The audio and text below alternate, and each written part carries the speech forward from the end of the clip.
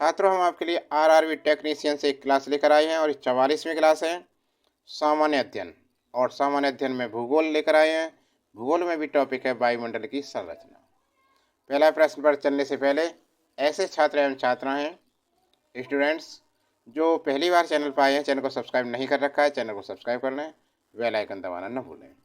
देखो, पहला प्रश्न आपके सामने है, देखिए ध्यान से। पृथ्वी के वायुमंडल का कितना प्रतिशत भाग 29 किलोमीटर की ऊंचाई तक पाया जाता है? पृथ्वी के वायुमंडल का कितना प्रतिशत भाग 29 किलोमीटर की ऊंचाई तक पाया जाता है? 29%, 57%, 76% या 97%? तो भाई, पृथ्वी के वायुमंडल का 97% भाग 29 किलोमीटर की ऊंचाई तक पाया जाता है। तो हमारा विकल्प डी बिल्कुल सही आंसर हो गया। सभी का सही। अगला प्रश्न, सही हो गया आंसर 97%। अगला प्रश्न देखिए। भूपृष्ठ से परावर्तित अवरक्त विकिरण के अवशोषण द्वारा भूवायुमंडल के तापमान में वृद्धि की प्रक्रिया को क्या कहते हैं? वृद्धि की प्रक्रिया को क्या कहते हैं? सुनामी, दिखाई दे रहा है। भूपृष्ठ से परावर्तित अवरक्त विकिरण के अवशोषण द्वारा भूवायुमंडल के तापमान में वृद्धि की प्रक्रिया को क्या कहते हैं? सुनामी, सौरतापन, ग्रीन हाउस प्रभाव या भूकंप प्रभाव? तो देखिए, भूपृष्ठ से परावर्तित अवरक्त विकिरण के अवशोषण द्वारा भूवायुमंडल के तापमान में वृद्धि की प्रक्रिया को ग्रीन हाउस प्रभाव कहते हैं। विकल्प सी इसका बिल्कुल सही आंसर है। ठीक है। अगला प्रश्न देखिए। अगला प्रश्न है, हवाई जहाज प्राय ... में उड़ते हैं। क्षोभ मंडल, समताप मंडल, मध्य मंडल या बाहरी मंडल? तो हवाई जहाज प्राय समताप मंडल में उड़ते हैं। हवाई जहाज कहाँ उड़ते हैं? किस मंडल में उड़ते हैं? समताप मंडल। करेक्ट कर दो, विकल्प बी बिल्कुल सही आंसर है। अगला प्रश्न, वायुमंडल की सबसे निचली परत कहलाती है?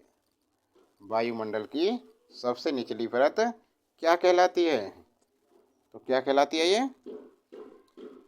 मध्यमंडल, आयनमंडल, क्षोभ मंडल या समताप मंडल? जल्दी से बताओ क्या कहलाती है?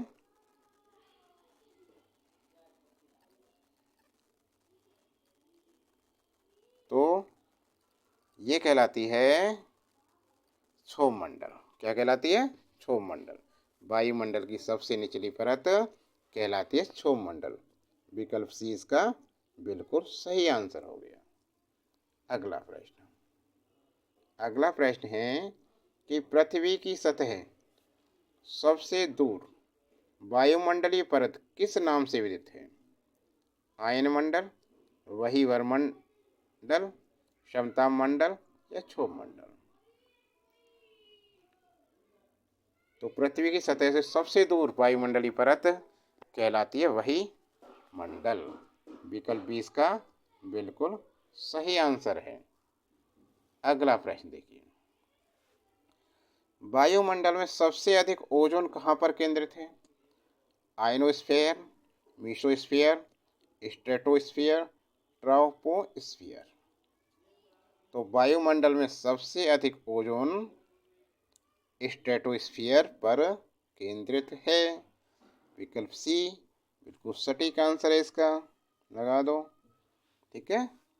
अगला प्रश्न देखिए, अब 7वां प्रश्न देखिए। ओजोन परत पृथ्वी से करीब ऊंचाई पर है 50 किलोमीटर, 300 किलोमीटर, 2000 किलोमीटर या 20 किलोमीटर? तो ओजोन परत पृथ्वी से करीब 20 किलोमीटर ऊंचाई पर है। विकल्प डी इसका सही आंसर होगा। ठीक है। अगला प्रश्न, जेट धाराएं प्राय कहाँ पाई जाती हैं? ओजोन मंडल में, क्षोभ सीमा में, मध्य मंडल में, आयन मंडल में? तो जेट धाराएं प्राय पाई जाती हैं क्षोभ सीमा में। विकल्प बी बिल्कुल सही आंसर है इसका। अगला प्रश्न, निम्नलिखित में से किस वर्ष को सबसे गर्म 3 वर्षों में से एक माना जाता है? 2006, 2008, 2009, 2010। तो 2010 वर्ष को सबसे गर्म 3 वर्षों में से एक माना जाता है। विकल्प डी बिल्कुल सही आंसर है इसका। अगला प्रश्न, गिलोब पर दाब कटिबंधों की संख्या कितनी है? गिलोब पर दाब कटिबंधों की संख्या कितनी है? 5, 6, 7 या 9। तो गिलोब पर दाब कटिबंधों की संख्या होती है 7। तो हमारा विकल्प सी बिल्कुल सही आंसर हो गया। अगला प्रश्न, सामान्य वायुदाब पाया जाता है पर्वतों पर, रेगिस्तान में, सागर तल पर, धरातल के 5 किलोमीटर ऊपर। तो सामान्य वायुदाब पाया जाता है सागर तल पर। विकल्प सी बिल्कुल सही आंसर बनता है इसका। अगला प्रश्न, विश्व के विशाल बलित पर्वतों की रचना आज से लगभग कितने मिलियन वर्ष पूर्व हुई थी? 400, 320, 220 या 30। तो विश्व के विशाल बलित पर्वतों की स्थापना रचना आज से लगभग 30 मिलियन वर्ष पूर्व, 30 वर्ष नहीं मिलियन वर्ष पूर्व हुई। तो विकल्प डी विकल्प सही है इसका। अगला प्रश्न, अगला प्रश्न है प्रश्न नंबर, पर्वतों पर विश्व की कितनी प्रतिशत जनसंख्या निवास करती है? 1%, 5%, 9% या 10%।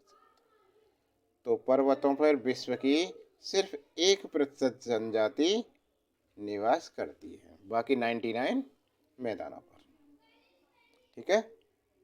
अगला प्रश्न, विश्व की सबसे लंबी पर्वतमाला है। विश्व की सबसे लंबी पर्वतमाला हिमालय, रॉकीज, एंड्रीज या अल्पस। तो विश्व की सबसे लंबी पर्वतमाला होती है एंड्रीज। विकल्प सी इसमें सही आंसर है। अगला प्रश्न,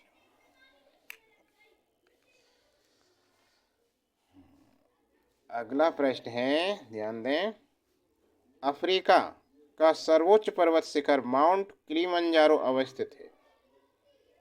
तो भाई अफ्रीका का सर्वोच्च पर्वत शिखर माउंट किलिमंजारो तंजानिया में स्थित है। कहाँ पर है? तंजानिया में। तो विकल्प सी बिल्कुल सही आंसर है इसका। छात्रों, ये क्लास कैसी लगी आपको? अच्छी लगी तो लाइक कीजिए और चैनल को क्या कीजिए? सब्सक्राइब कीजिए। अगला भाग ये बहुत जल्दी लाने वाले हैं, तो अगला भाग देखने के लिए चैनल को सब्सक्राइब कीजिए। अभी तक नहीं कर रखा है तो जल्दी से। आज के लिए इतना ही, अगली वीडियो जल्दी लेकर आएंगे आपके लिए।